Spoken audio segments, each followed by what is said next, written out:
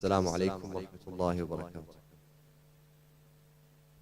I stand before you today on behalf of Al-Ain Social Care Foundation, a charity under the instruction of Ayatollah Sistani.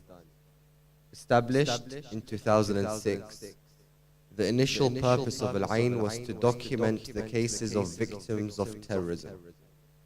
So Ayatollah Sistani, they decided that throughout history the Atba' and the followers of Ahlul Bayt have been victims of crimes and violence, and no one has documented their cases. So the initial purpose was to go to their houses of these victims, to film their cases, to document their cases, to make records of the loss of the person and make sure it's recorded as sectarian violence. So just like we have remembrance of the Holocaust in the future, there will be remembrance of the Atba' of Ahlul Bayt alayhum salam. So when they went to these families and they visited them, they realized that documenting their cases and recording it was not enough. A lot of these men have left behind them orphans and widows in need of support. And because of the structure of society there, the main breadwinner is the man, and these ladies were in need of a lot of support, and lots of them had many children. They relayed this information back to Ayatollah Sistani, and in the first few years, the decision was made that all these documented cases of victims would receive, the orphans would receive support from the office of Ayatollah Sistani. So all the money was coming from the office of Ayatollah Sistani in the first few years. As the work expanded, they realized that the number of orphans was increasing and they were in need of support.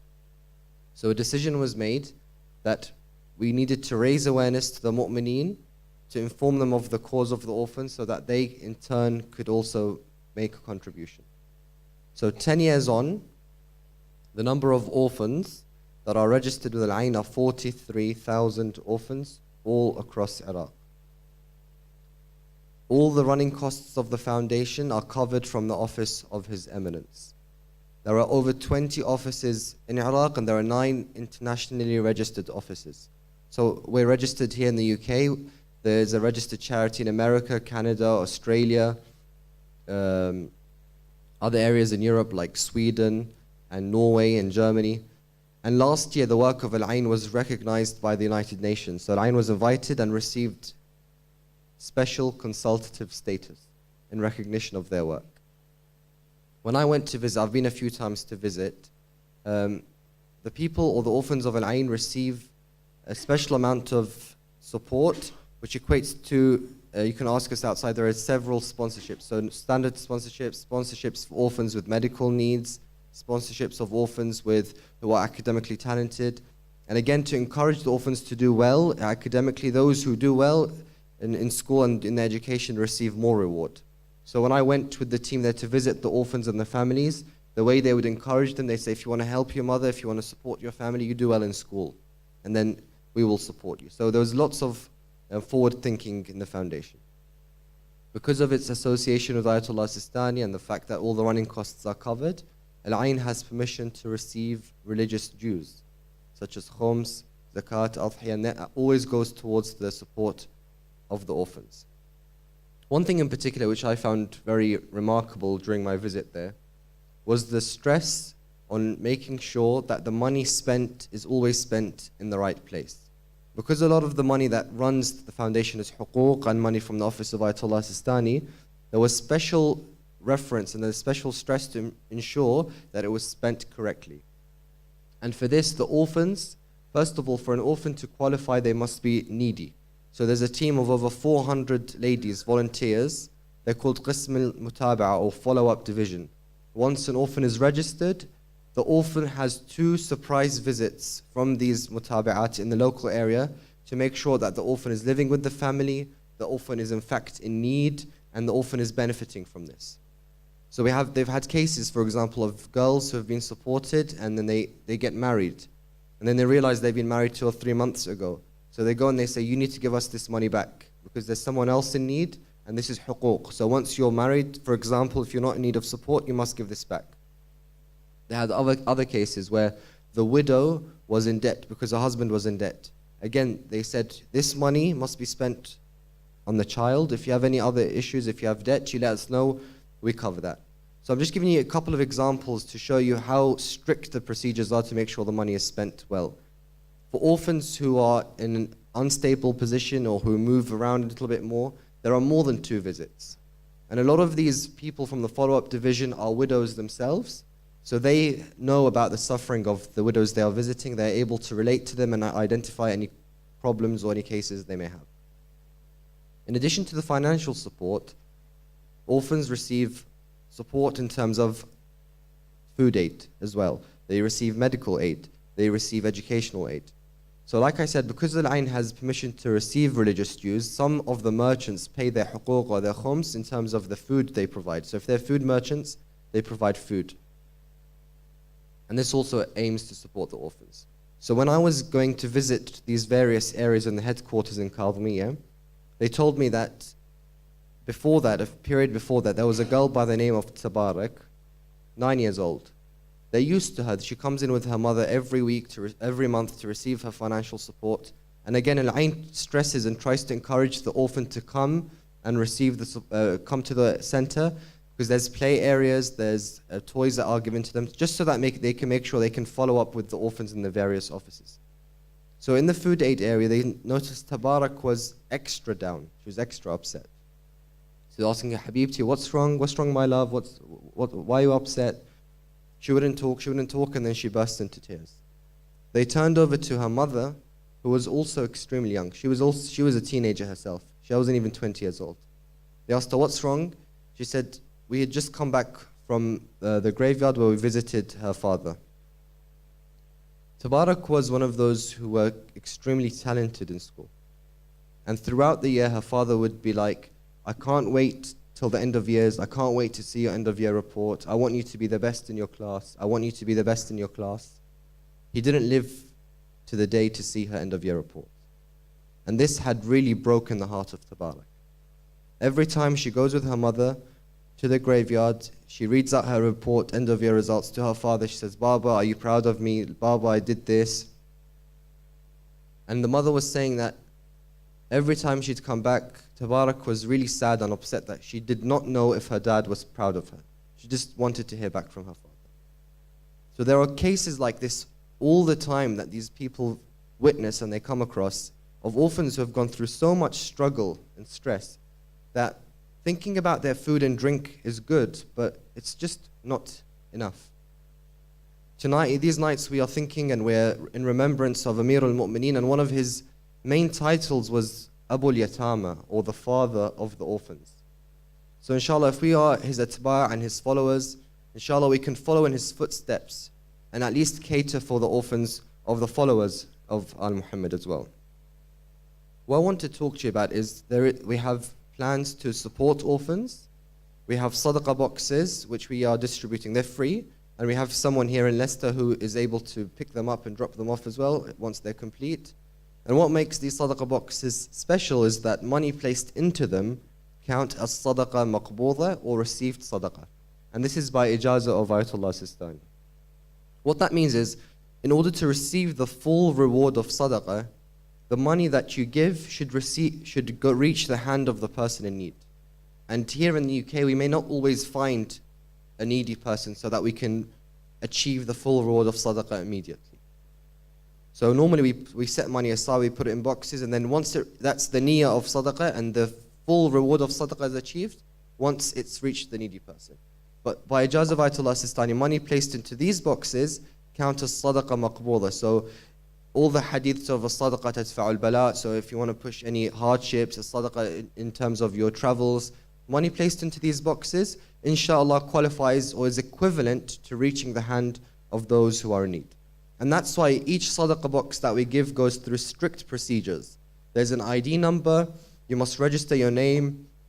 The box shouldn't be opened unless it's in a registered office. We have an office in Birmingham and we have an office in London. Inshallah, we can expand and have offices here as well. So once the box is opened, it's opened and the amount is recorded and a receipt is issued to the person with the box or the donor to inform them of their donations.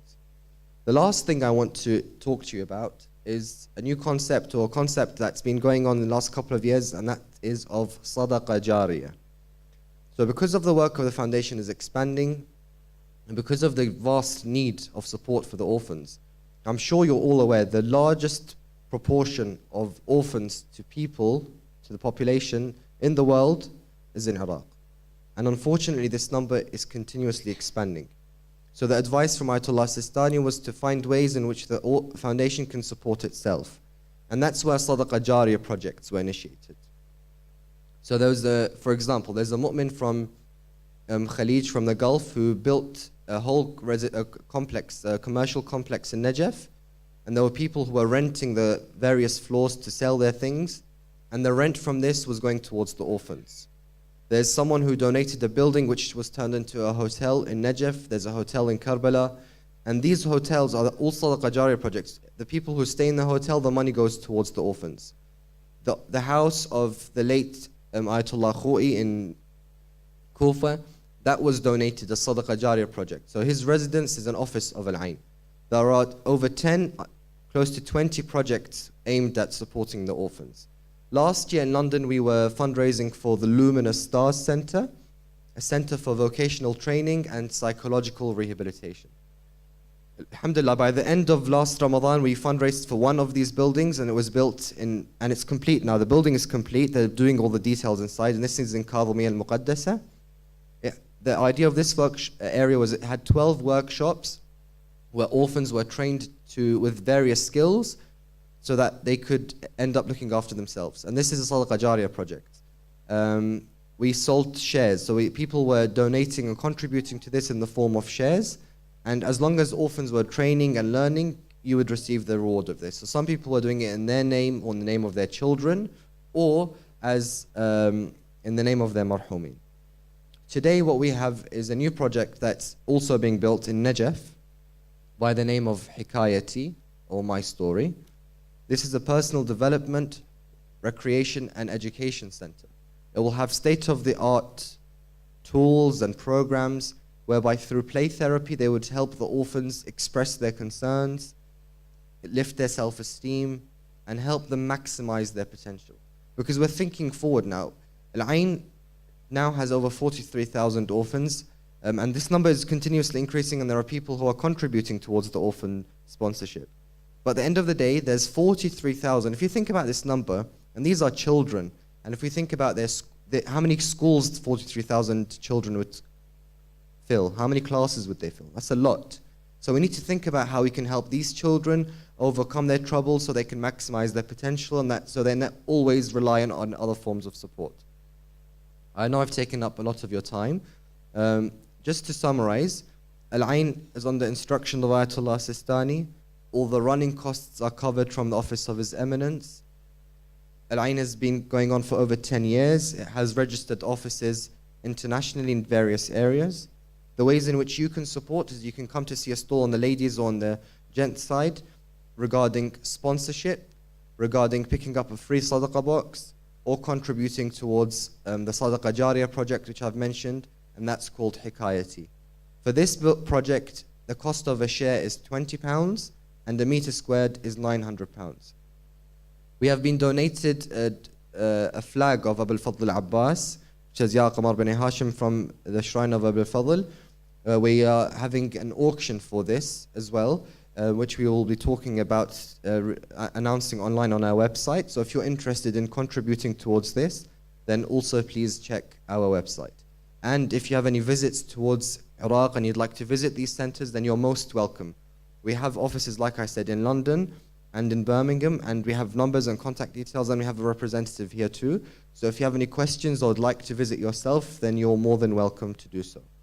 Again, I'm very sorry for taking up your time. I know there's a lot to say, inshallah. I made that all clear. If you have any questions, then we will be there, inshallah, in the stalls. Sallu ala Muhammad wa ali Muhammad.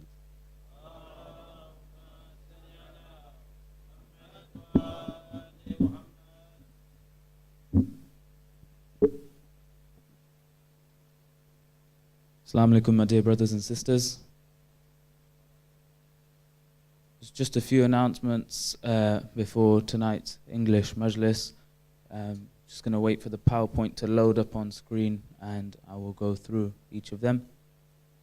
The Ramadan Fund currently stands at a shortfall of £6,716. So all of you are requested to donate and contribute towards this fund to help support us cover the expenses for this holy month.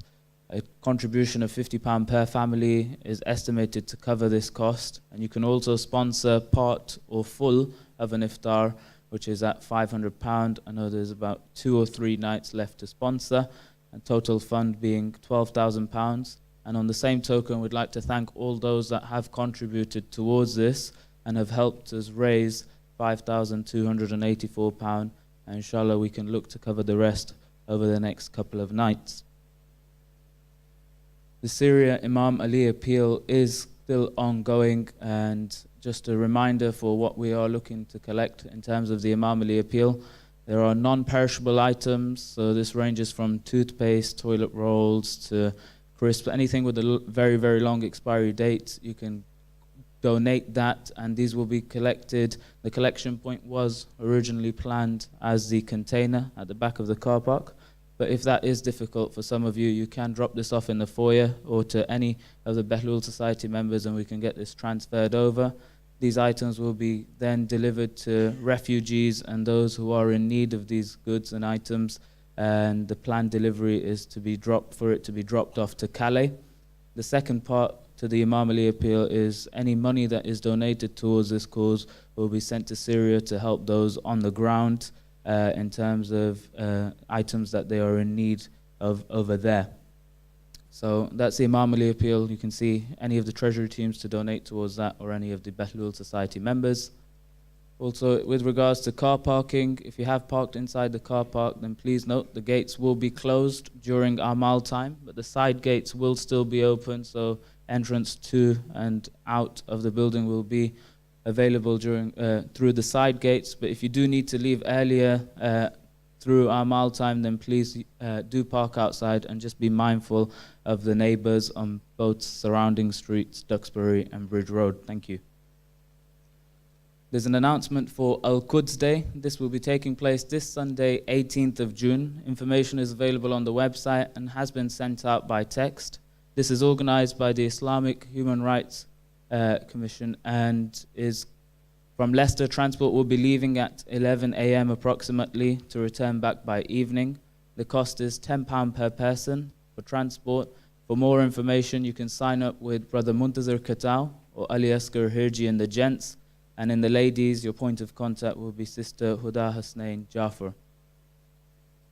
There's an announcement for volunteers. In this holy month of Ramadan, we do need your support, and we do have support in terms of kitchen volunteers, car parking volunteers, but we're still looking for volunteers to help and support us in terms of packing up niyaz, as well as clearing up after the main program. So that involves both halls and anything that would be outstanding to do.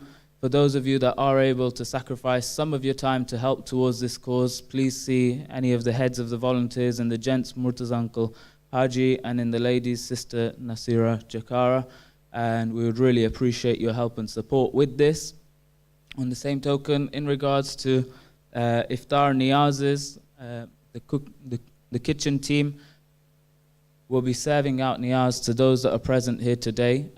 For those of you that aren't able to make it to the program, if you are ill, sick, or any of the elderly, any family members that can't make it to the programs but would still like to take some niyaz home, please do let the kitchen team know in advance so we can get this packed up as a container, and we can actually get this sent out to those that can't make it so that they can still benefit from the niyaz as well. Any leftover niyaz, the management committee has decided to get this packed up, and if we can pack it up in time with your support, inshallah, we have somebody who then drops off that excess niyaz to the homeless on that same very night to feed them the niyaz that has been cooked here.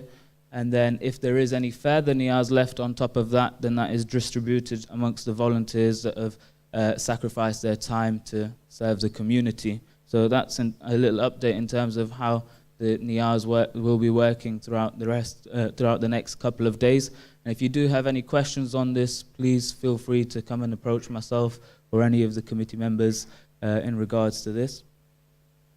For the Shahadat Day program tomorrow for ladies and gents, this will be taking place in the afternoon, starting at 1:10 p.m. with Namaz Zahrain followed by Marsiya, and an Urdu Majlis by Mullah Roshan Versi with Matam and Ziyarat.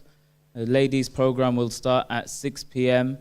in the evening, Majlis by Sister Sukaina Durrani. We are pleased to have been able to hold some discussion circles, and this has been organized with Sheikh Jafar Laduk over the next 2 days, well, mainly taking place tomorrow. Saturday afternoon, so at 4:30 p.m. in the ladies hall, we have a specially dedicated ladies only session and with Sheikh Jafar Laduk, and for the youths session for age 15 to 30, that will take place tomorrow night at 11 p.m. in the Al Zahra Center. So for those of you that meet the criteria, feel free to come and take part, and do spread the word across the next day. That brings me to the end of the announcements. I'd now like to call upon Sheikh Jafar Laduk to the minbar to deliver tonight's English lecture. If we can invite him with 3 loud salawats.